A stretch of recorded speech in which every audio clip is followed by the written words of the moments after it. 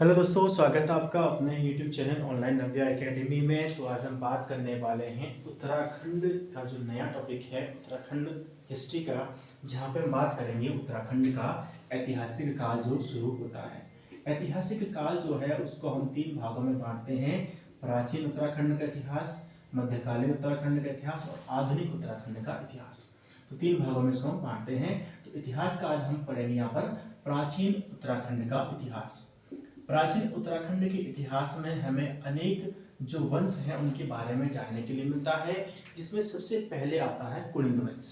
ठीक है, लेकिन वीडियो को स्टार्ट करने से पहले कि हम कुलिंद वंश का शासनकाल इतिहास देखें, उससे पहले अगर आप फर्स्ट टाइम चैनल पर आ रहे हैं तो चैनल को सब्सक्राइब जरूर कर लीजिएगा, बेल आइकन को जरूर प्रेस कर लें ताकि जब भी वीडियो जहाँ से अपलोड करता हूँ आपके पास उसका नोटिफिकेशन आ सके। अभी हम जो है उत्तराखंड लोअर पीसेस हो गया, जैसे आपका लॉगिंग ऑफिसर रेंजर है उसका प्रीलिम्स हो गया, UKSSC द्वारा जो भी एग्जाम होते हैं कंडक्ट करवाए जाते हैं उनके सबका सिलेबस आपका सेम रहेगा।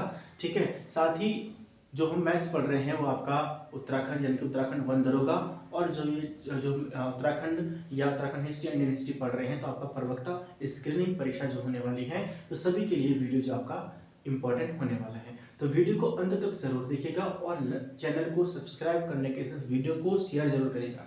अगर आपको वीडियो पसंद आता तो वीडियो को ज़्यादा से ज़्यादा शेयर करेगा ताकि सभी के पास इस तरीके की इन्फॉर्मेशन जो है वो पहुंच सके। ठीक है, तो चलिए स्टार्ट करते हैं आज का वीडियो। और सबसे पहले हम बात करते हैं उत्तराखंड के प्राचीन इतिहास के बारे में।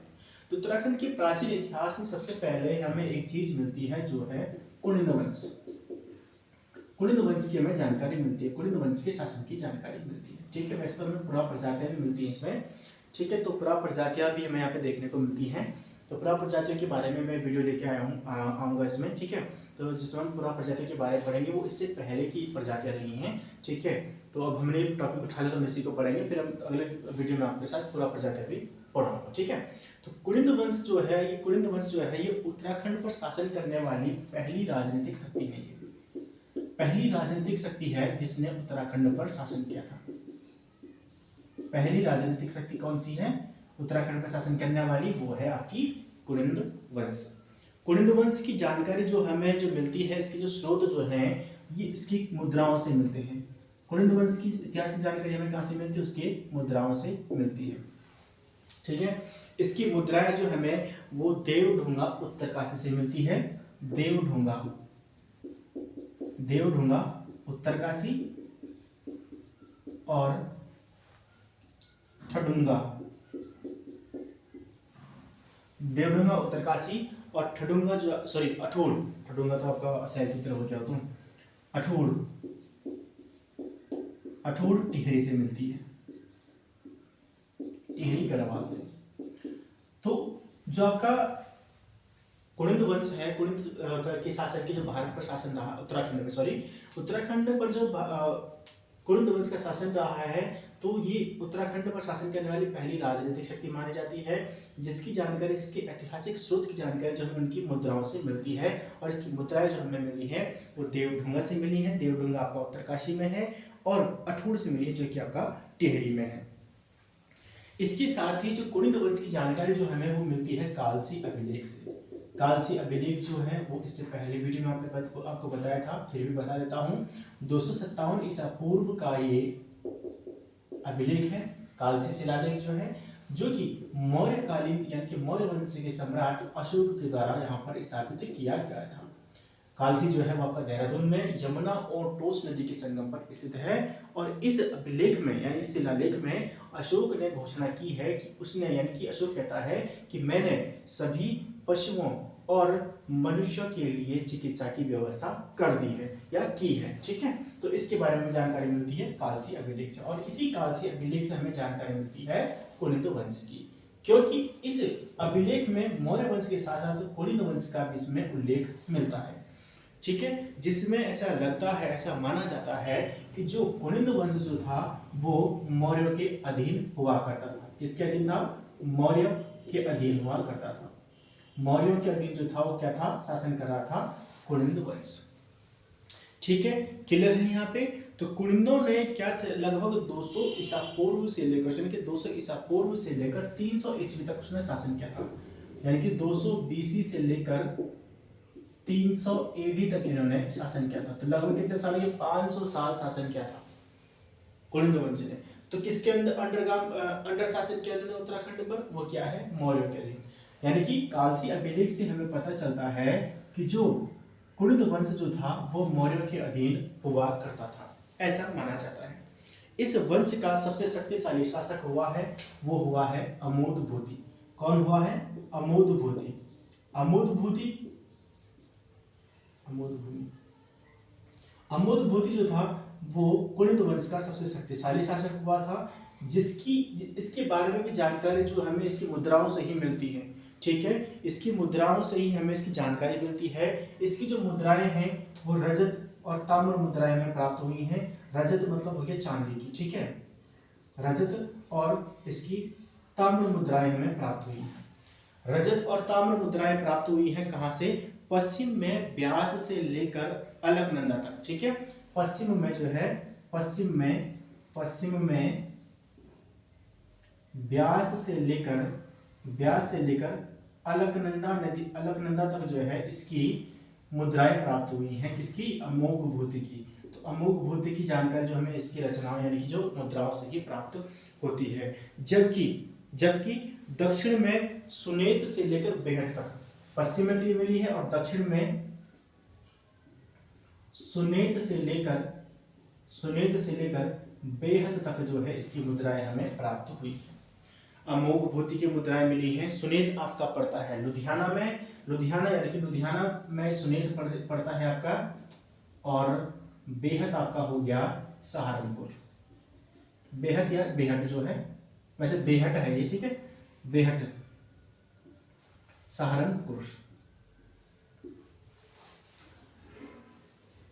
अमोघभूति कुलिंद वंश की जानकारी। जो कुलिंद वंश का सबसे शक्तिशाली शासक कौन था? वो था आपका अमोघभूति। अमोघभूति की जानकारी जो हमें उसके शतकों से मिलती है, उसकी मुद्राओं से मिलती है, जिसकी हमें रजत और ताम्र मुद्राएं, चांदी की और तांबे की मुद्राएं मिली हैं। कहाँ से? पश्चिम में ब्यास से लेकर अलकनंदा तक और दक्षिण में सुनेत से लेकर बेहद तक इसकी मुद्राएं देखने को मिलती हैं। इसकी जो मुद्राएं हैं वो कौन सी भाषा में है? वो है प्राकृत भाषा में। कौन सी भाषा में है? प्राकृत भाषा में है। प्राकृत भाषा में है और जिस पर लिखा गया है राजा कुलिंदस अमोघभूति रजस। ठीक है, प्राकृत भाषा में लिखा गया है राज्य कुलिंदस अमोघभूति रजस। ठीक है, ये इसमें लिखा गया है। तो महाभारत में भी कुलिंदों का उल्लेख मिलता है। महाभारत में कुलिंदों को कहा गया है, महाभारत में इसका उल्लेख मिलता है द्विज के नाम से। किसका उल्लेख मिलता है? कुलिंदों का उल्लेख मिलता है द्विज के नाम से। किस नाम से मिलता है? द्विज। द्विज मतलब होता है श्रेष्ठ, ठीक है, या द्विज के नाम से मिलता है। और जो महाभारत में जो कुलिंद नरेश रहे हैं उनका उल्लेख महाभारत में मिलता है। कुलिंदों को कहा गया द्विज और कुलिंद नरेशों को कहा गया है द्विज श्रेष्ठ। क्या कहा गया है? द्विज श्रेष्ठ कहा गया है। ठीक है, द्विज श्रेष्ठ कहा गया है महाभारत में। कुलिंदों की जानकारी हमें सबसे पहले तो कालसी अभिलेख से मिलती है, ठीक है, और इसकी मुद्राओं से मिलती है और कालसी अभिलेख से मिलती है। तीसरा महाभारत से मिलती है, ठीक है, और इनसे हमें क्या क्या जानकारी मिलती है, और स्पेशली हमें अमोघभूति की मुद्राओं से भी अमोघभूति के बारे में जानकारी मिलती है। ठीक है, अब इसकी जो राजधानी जो थी, कुलिंद वंश की राजधानी जो थी वो थी कालसी। कालसी यानी कि इसका प्राचीन नाम क्या था? कलकूट या सुधनगर। कालसी के प्राचीन नाम क्या क्या है? कलकूट या सुधनगर। और ये कालसी जो थी वो जो राजधानी हुआ करती थी कुलिंद राजाओं की। पहली राजधानी थी कालसी यानी कि कलकूट या सुधनगर, ठीक है, और दूसरी राजधानी हुआ करती थी इसकी शत्रुघ्न, ठीक है, दूसरी राजधानी क्या कौन सी थी? शत्रुघ्न दूसरी राजधानी थी कुलिंद वंश की। ठीक है, क्लियर है। तो कुलिंद वंश की जानकारी हमें महाभारत के साथ साथ जो है पाणिनि व्याकरण की पहली पुस्तक पाणिनि के द्वारा लिखी गई थी, और वो थी कौन सी थी? अष्टाध्यायी। पाणिनि की पहली पुस्तक अष्टाध्यायी से भी हमें कुलिंद वंश की जानकारी मिलती है। अष्टाध्यायी जो है वो किसने लिखी है? पाणिनि ने लिखी है, और जो कि इतिहास या जो व्याकरण की यानी कि जो हिंदी व्याकरण की पहली पुस्तक मानी जाती है। ठीक है। कुलिंदों की जानकारी जो है वो, इसकी जानकारी जो है उसके टॉलेमी के द्वारा भी इसकी इनकी जानकारी दी गई है। ठीक है, तो कुलिंदों की जानकारी जो हमें वो किससे मिलती है, टॉलेमी के द्वारा भी इनकी जानकारी मिलती है। कुलिंदों के इतिहास की जानकारी जो हमें वो किससे मिलती है, टॉलेमी के द्वारा भी इनका वर्णन किया गया है। टॉलेमी कौन था, इंडियन हिस्ट्री में आपने पढ़ा होगा, natural history, natural history book पढ़ी है ना, नेचुरल हिस्ट्री थी उसकी बुक, उसने लिखा है इसमें। अगला हम यहाँ पे लेके चलते हैं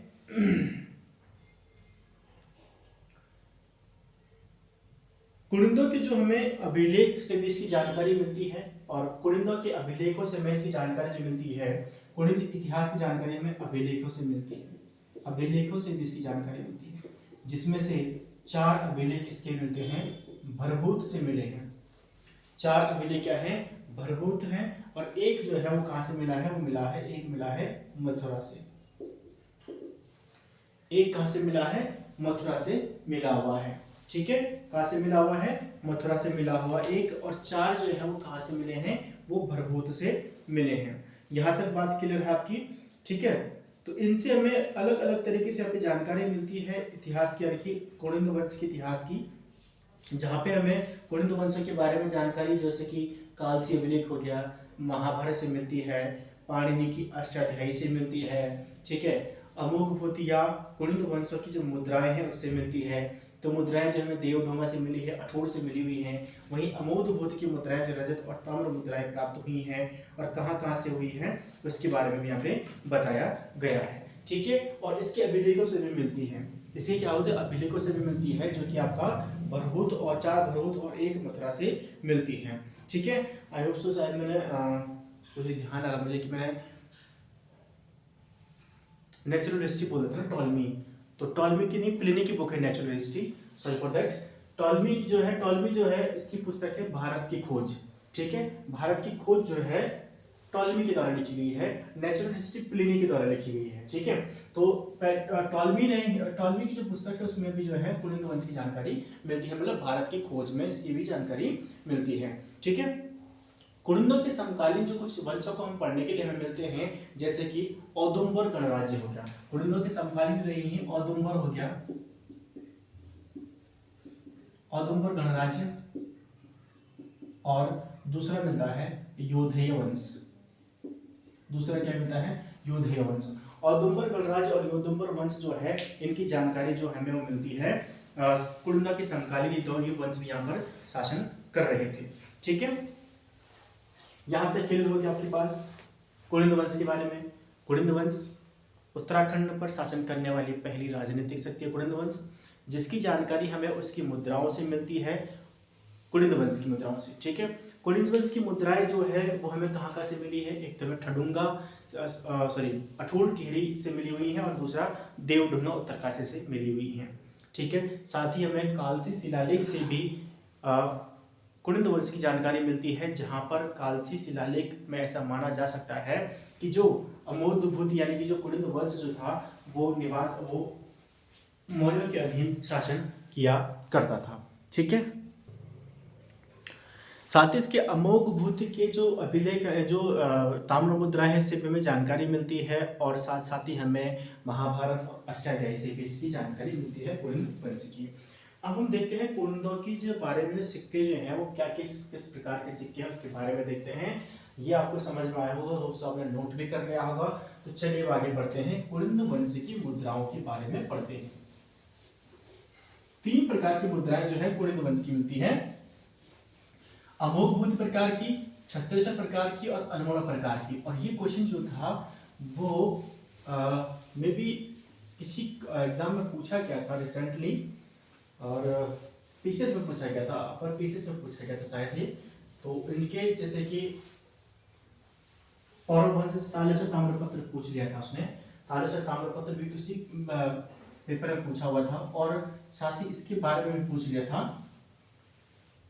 कुलिंद वंश की मुद्राएं दे रखी थी उसने, 44 प्रकार की मुद्राओं के बारे में पूछ लिया कि 44 प्रकार की मुद्राएं किस वंश से संबंधित हैं। ठीक है, क्लियर है। तो चलिए देखते हैं कुलिंदों की जो मुद्राएं जो है, सबसे पहले तो कुलिंदों की मुद्राएं इन्हीं से हमें मुख्य रूप से कुलिंदों के इतिहास की जानकारी मिलती है। और सबसे पहले तो हम यहाँ पे बात करते हैं कि जो जानकारी जो इसकी मिलती है, मोर्फोलॉजी ऑफ कुलिंदा कॉइन्स, एक पुस्तक है morphology of Kulinda coins, morphology of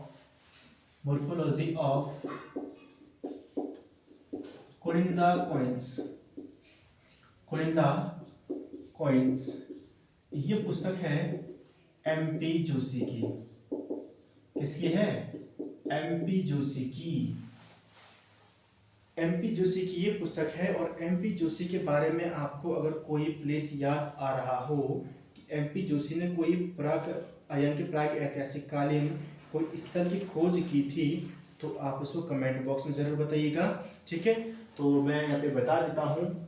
खोज MP जोशी के द्वारा किसी खोजी गई थी? लक्ष्य ओडियार की खोजी गई थी 1963 में। ठीक है, 1963 में। तो मॉर्फोलॉजी कुलिंदा कॉइन्स जो है वो आपकी है MP जोशी की, जहां पर उन्होंने कुलिंद वंश से मिली हुई मुद्राओं के बारे में बताया है। ठीक है, तो कुलिंद वंश से जुड़ी हुई 3 प्रकार की मुद्राएं यहाँ पे देखने को मिलती हैं। 3 प्रकार की मुद्राएं थी। कौन कौन से 3 प्रकार की थी? तो मैंने आपको पहले बता दिया है। एक थी अमोघ बोधि प्रकार की। क्या थी? अमोघ बोधि प्रकार की। दूसरी थी छत्तीस प्रकार की, ये क्वेश्चन पूछ लिया था, 36 प्रकार की। और तीसरी थी अल्मोड़ा प्रकार की, अल्मोड़ा प्रकार की। तो 3 प्रकार की मुद्राएं जो है वो कुलिंद शासकों के बारे में जानकारी देती हैं। एक थी अमोघ बोधि प्रकार की, दूसरी थी 36 प्रकार की, और तीसरी थी अल्मोड़ा प्रकार की। 3 प्रकार की मुद्राएं यहाँ पे देखने को मिलती है। 36 प्रकार की मुद्रा का क्वेश्चन जो है मैंने आपको बताया कि अपर पीसीएस में शायद ही जब 2024 में जो हुआ था 14 जुलाई को, उसमें ये क्वेश्चन पूछा गया था। इसमें पूछा गया, किसी और पूछा गया, लेकिन पौरव वंश का भी क्वेश्चन था और ये भी क्वेश्चन था। दोनों था उसमें, मतलब प्राचीन भारत के प्राचीन उत्तराखंड के इतिहास से रिलेटेड दोनों क्वेश्चन उन्होंने वहां पे डाले हुए थे। ठीक है, तो चलिए, अमोघ बोधि प्रकार की तो हमने अभी पढ़ी थी। क्या पढ़ी थी हमने उसकी? इसकी तो हमें 2 प्रकार की मुद्राएं मिली हैं, रजत मुद्राएं मिली हैं और ताम्र मुद्राएं मिली हैं। तांबे की भी मिली है और चांदी की भी हमें यहाँ पे इसकी मुद्राएं मिली हुई हैं। ठीक है, रजत मुद्राएं जो थी उसकी किसमें थी? देखिए, प्राकृत भाषा में, भाषा क्या थी? प्राकृत थी, लेकिन ब्राह्मी लिपि में थी। रजत मुद्राएं क्या थी? वो ब्राह्मी लिपि में थी, ब्राह्मी लिपि में थी। जबकि ताम्र मुद्राएं जो थी वो खरोष्ठी लिपि में थी। ताम्र मुद्राएं किसमें थी? खरोष्ठी लिपि में थी। रजत मुद्राएं ब्राह्मी लिपि में थी और ताम्र मुद्राएं खरोष्ठी लिपि में पाई जाती हैं। वहीं अगर ब्राह्मी लिपि की बात करें, जो ब्राह्मी लिपि में रजत मुद्राएं जो थी उस पर देवी और मृग का जो चित्र जो था उस पर अंकित होता था। क्या था? देवी का वहां पर चित्र क्या था? उसमें अंकित हुआ था। ठीक है, 36 प्रकार की मुद्राएं दूसरी हुई है। 36 प्रकार की मुद्राएं 36 हो गई, 36 प्रकार की मुद्राएं थी। ठीक है, दूसरी प्रकार की। तीसरी प्रकार की जो थी वो थी अल्मोड़ा प्रकार की। अल्मोड़ा प्रकार की जो है वो 4 मुद्राएं प्राप्त हुई है, 4 मुद्राएं प्राप्त हुई है अल्मोड़ा प्रकार की। तो 4 मुद्राओं में जो है वो जो 4 मुद्राएं हैं वो आपकी ब्रिटिश संग्रहालय लंदन में उनमें रखा गया। पहले तो क्या है, जिसमें क्या है, जो ब्रिटिश संग्रहालय में रखी गई है, ब्रिटिश संग्रहालय लंदन में इनको क्या किया गया है? संरक्षित किया गया है। ठीक है, और जो दूसरी प्रकार की जो मुद्राएं जो हैं,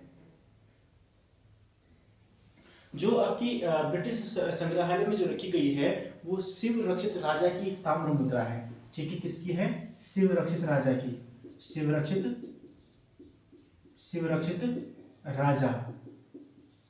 रक्षित राजा की एक ताम्र मुद्रा जो है, एक तांबे की जो मुद्रा जो है वो डॉक्टर महेश्वर जोशी को भी इसकी प्राप्त हुई है और ब्रिटिश संग्रहालय में इनको रखा गया है। ठीक है, ब्रिटिश संग्रहालय कहाँ पर स्थित है? लंदन में इसको संरक्षित किया गया है। दूसरी जो है वो 54 अलग मुद्राएं मिली हुई इसमें से। ठीक है, 54 जो है वो मुद्राएं जो है वो कत्यूरी घाटी से मिली हुई है। ये 54 मुद्राएं कहाँ से मिली है? वो मिली है कत्यूरी घाटी से। कत्यूरी घाटी के बारे में हम आगे पढ़ेंगे। ठीक है, अगली वीडियो में। फिलहाल हम आज पढ़ेंगे कुलिंद वंश के बारे में, क्योंकि वीडियो बहुत ज्यादा बड़े हो जाते हैं तो इसलिए थोड़ा सा कुछ टॉपिक को लेके चलेंगे हम यहाँ पे। ठीक है, तो 54 जो मुद्राएं मिली है वो कत्यूरी घाटी से मिली है। कहाँ से मिली है? कत्यूरी घाटी से मिली है। ठीक है, कत्यूरी वंश जब पढ़ेंगे तो उसके बारे में देखने को मिलेगा, जिनमें से 54 मुद्राओं में से 3 शासकों के नाम मिलते हैं, 3 राजाओं के नाम मिलते हैं। ठीक है, शिवदत्त, आसिक और गोमित्र। शिवदत्त, आसिक आशित और गोमित्र, शिवदत्त, आशित और गोमित्र, 3 राजाओं के इनमें नाम मिलते हैं। ठीक है। अब जो अल्मोड़ा सिक्के जो हैं इनसे हमें लगभग यानी कि जो अल्मोड़ा प्रकार के जो सिक्के हैं इनसे हमें 8 जो कुलिंद राजाओं या कुलिंद नरेशों की जानकारी भी यहाँ पे मिलती है। ठीक है। 8 कुलिंद राजाओं की जानकारी इनसे मिलती है और कुलिंदों की अधिष्ठात्री देवी थी चत्रेश्वर। ठीक है। कुलिंदों की अधिष्ठात्री देवी क्या थी? चत्रेश्वर देवी जो थी उनकी अधिष्ठात्री देवी थी, जिनको यानी कि चत्रेश्वर की पूजा को चत्रेश्वर को भगवान शिव के रूप में पूजा करते हैं। ठीक है। तो अधिष्ठाता जो देव जो है, अधिष्ठात्री देवी बोल रहे हैं शायद, सॉरी फॉर, तो चत्रेश्वर जो है वो कुलिंदों के अधिष्ठाता देव हैं। अधिष्ठाता देव जो है वो चत्रेश्वर हैं, जिनकी पूजा भगवान शिव के रूप में करते थे और इन्हीं पे उन्होंने क्या है सिक्के भी चलाए हैं। ठीक है। अमोघ भूति के बाद यानी कि जब कुलिंद जब शासन जब खत्म होता है तो उत्तराखंड पर, ये जो देखो हमने उत्तराखंड का इतिहास पढ़ा, कुलिंद भाषा कुलिंद वंश का इतिहास में यहाँ पे पढ़ रहे हैं, तो कुलिंद वंश का इतिहास जो था अमोघ भूति के साथ ही लगभग खत्म हो जाता है। लेकिन उसके बाद जो होता है एक और वंश यहाँ पे आता है, शक वंश। उसके बाद उत्तराखंड पर शकों का अधिकार हो जाता है। कुषाण वंश तक हम यहाँ पे पढ़ेंगे आज। ठीक है। कुषाण वंश तक यहाँ पे पढ़ेंगे, शकों का यहाँ पर अधिकार हो जाता है। शकों का अधिकार होता है जिसकी पुष्टि हमें मिलती है, शकों ने जो थे उन्होंने यहाँ पर अनेक सूर्य मंदिरों का निर्माण करवाया। सूर्य मंदिरों का उन्होंने निर्माण करवाया था कहाँ पर? उत्तराखंड में, जिसमें से सबसे इंपॉर्टेंट और सबसे बड़ा जो है वो है आपका कटारमल्ल का सूर्य मंदिर। ठीक है। कटारमल्ल का सूर्य मंदिर, कटारमल्ल सूर्य मंदिर से क्या होती है, हमें शकों के निवास की पुष्टि होती है। और जो कि कुमाऊं में शक संवत भी इन्होंने प्रचलित किया था, और कुमाऊं में इससे जो प्रचलित जो शक संवत जो है इससे भी जानकारी मिलती है कि शकों ने उत्तराखंड पर शासन किया था। शक संवत, विक्रम संवत, हिजरी संवत, गुप्त संवत, अलग अलग संवत होते हैं, अलग अलग संवत हुए हैं। ठीक है। तो अभी जो प्रेजेंट टाइम में जो अपना हमारा जो कैलेंडर होता है किसमें, तो विक्रम संवत में होता है ना। तो शक संवत जो है, शक संवत और सूर्य मंदिर जो बने हुए कुमाऊं में या गढ़वाल में जो है उत्तराखंड में, इससे हमें यहाँ पर यानी कि गढ़वाल पर या उत्तराखंड पर शकों के निवास की पुष्टि होती है। शक लोग कब आए थे? कुलिंदों के बाद शक आए, शकों के बाद आए कुषाण वंश। ठीक है। तो अब हम पढ़ते हैं कुषाण वंश के बारे में। कुषाण वंश के बाद योधेय हो गया। ठीक है। योधेय मिलता है, गोत्रीय होता है, कुलूत, पौरव वंश, बहुत सारे वंश हैं, वो अगली वीडियो में देखेंगे। लेकिन आज हम कुलिंद वंश का यानी कि कुलिंद के बाद शक और शक के बाद कुषाण पर हम इसको वीडियो को खत्म करेंगे। ठीक है। तो अगला जो आते हैं वो आते हैं कुषाण वंश। तो कुषाण वंश के बारे में हम इंडियन हिस्ट्री में भी पढ़ेंगे और यहाँ पे भी पढ़ेंगे। ठीक है। तो कुषाण वंश हमारा दोनों जगह कवर होगा। तो चलिए देखते हैं कुषाण वंश के बारे में। शकों के बाद आए कुषाण वंश। कुषाण वंश का संस्थापक कौन था? कुजुल कडफिसेस। कौन था? कुजुल कडफिसेस। उसके बाद आया हुविष्क। हुविष्क के बाद आया कनिष्क। ठीक है। तो कुषाण कालीन जो इसकी जानकारी जो है, उनकी कुषाण वंश की जानकारी की हमारे क्या स्रोत क्या क्या है? स्रोत इसके भी क्या है? मुद्राएं। क्या है? मुद्राएं हैं। कुषाण कालीन मुद्राओं से ही हमें जानकारी मिलती है किसकी? कुषाण वंशों के बारे में। कुषाण कालीन मुद्राओं की खोज जो की थी वो की गई थी, मुद्राओं की जो खोज की गई थी इसकी खोज की गई है 1960 में। 1960 में केपी नौटियाल के द्वारा किया जाता है। जैसे स्टार्ट में हमने जब उत्तराखंड में पढ़ा था तो हमने यशोधर मठपाल, मदन भट्ट जोशी, है ना, और MP जोशी हो गया, केपी नौटियाल, यशोधर मठपाल, शिव प्रसाद डबराल, इन सब के बारे में पढ़ा था कि इन्होंने क्या था कि उत्तराखंड के पुरातत्व को जनक या पुरातत्व को आगे बढ़ाने का काम किया था। तो कुषाणकालीन मुद्राएं जो है कुषाण के उत्तराखंड पर इतिहास के बारे में जानकारी मिलती है, या कुषाण वंश के उत्तराखंड पर शासन की जानकारी हमें कुषाण काल की मुद्राओं से मिलती है, जिसकी खोज 1960 में केपी नौटियाल के द्वारा की गई थी। ठीक है। इसकी जो मुद्राएं जो मिली है वो मिली है वीरभद्र।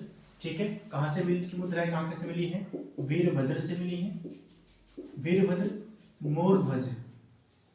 मोरध्वज और गोविशाण से मिली है। कुषाणकालीन इतिहास की जानकारी हमें कुषाणकालीन मुद्राओं से मिलती है, जिनकी खोज 1960 में केपी नौटियाल के द्वारा की गई थी। और कुषाणकालीन मुद्राएं हमें मिलती है वीरभद्र, मोरध्वज और गोविषाण से।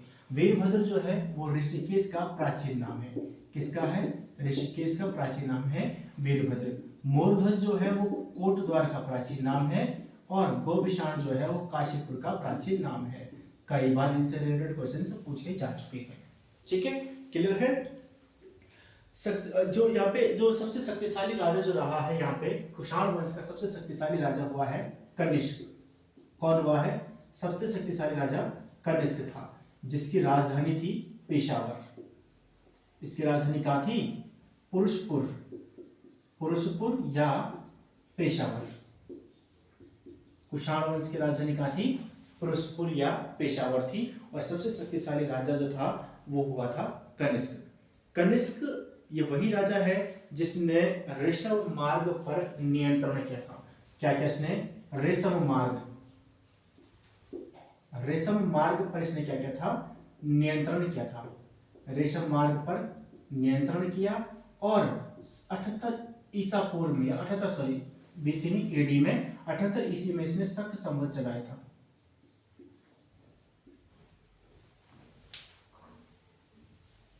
शक संवत चलाया था।